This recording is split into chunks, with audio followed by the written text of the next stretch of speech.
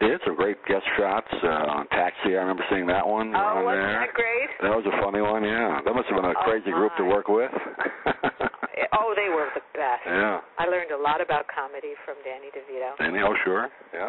Yeah. Judd Hirsch and all those people, yeah. And, was Andy Kaufman on the episode you were on at that time? Or? No, but he was around. Yeah. I'm sure you noticed him if he was around. Right? He was around. He would come in and out.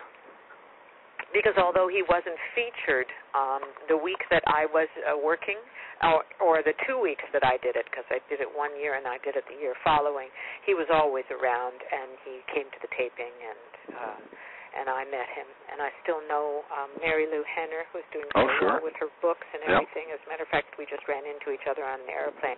And I have to say, if there's anybody who looks beautiful, it's Mary Lou. Last time I saw her on TV, she looked great. We saw each other on an airplane, and she said, "Oh, you look so good." And I said, "Oh, you look so good." She's very into health food and things. Oh, yeah, very into that. She's actually a doctor of health. Is she really? I didn't know that. Okay. Her books are, she's Dr. Henner. She's gotten some doctorate in health. She looks great. I haven't had a chance to interview her yet. I'll have to look you should. to do that. Yeah. Fabulous.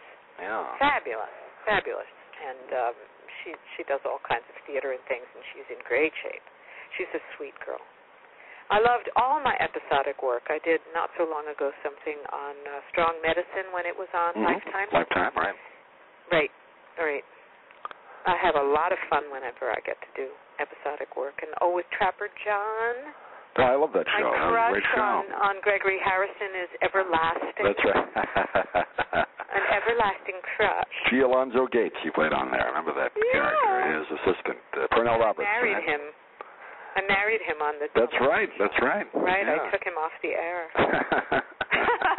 And he's never been seen since. With him. But it's great. I mean, you have that versatility where you have the option to do concerts or a musical show or acting. I mean, that keeps you in this business. You got to be diversified, don't you? And that's well, and I'm very happy to say that being able to do my own research and my own work keeps me constantly busy. Not to mention teaching during the summer. I teach at a school, the Perry Mansfield School, which is in Steamboat Springs, Colorado. And we go there 1 week out of the year, one blissful week. We go into the mountains and we teach cabaret. Myself and Karen Mason, the wonderful performer Karen Mason, and fellow teachers. And just recently when I was in Orlando, we picked up a student in Orlando. And everywhere I go, I pick up students, and off we go. And study for a week in the mountains. It's great. So if any of your listeners are interested, go to perrymansfield.com and look at that and see how you can come and study with us. It's a terrific program. They're doing that down here, Andrea. One of the local theaters has got a cabaret program where they have classes and then they do a performance. So I think it's great to keep that art form going. Yeah, there's just nothing like that kind of entertaining, that real one-on-one, really, with the audience. Yeah, right. Yeah, it is really true, because it's not only is it preserving the American Popular Songbook, which I believe in so strongly, that we mustn't let this art form die. And the concert that I gave in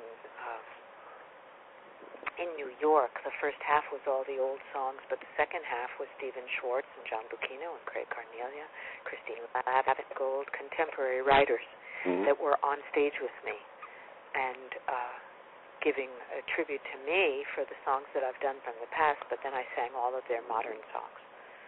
And that art form, the beauty and the grace and the elegance that they preserve, but then they're writing with that kind of grace. So when they say they don't write songs like they used to, well, they do. They just, they don't do it on American Idol. Right. You have to look for them. Yeah. Right. And maybe with a little less melisma. It'll come back hopefully to that angle sometime. Now we're going through all the junk music, but it'll come back. Yeah, well, I believe it will. Out there today. I mean, I listen with my daughter, and she plays me every time we get into the car. She plays me what she's into lately, and some of it's great. Some of it is, yeah. You have to look for it, right? Yeah, right. Yeah. Well, Andrea, it's always fun to catch up with you. We'll do it a little more frequently than a year, I hope, and we'll get you down here to Sarasota, I love talking to you.